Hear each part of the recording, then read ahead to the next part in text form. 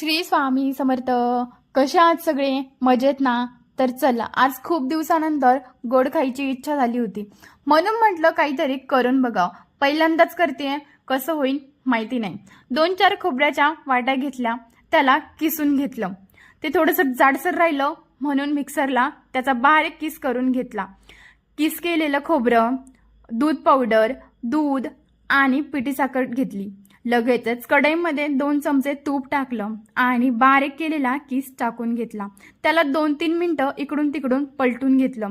लगेचच 2 वाट्या दूध त्यामध्ये ॲड केलं.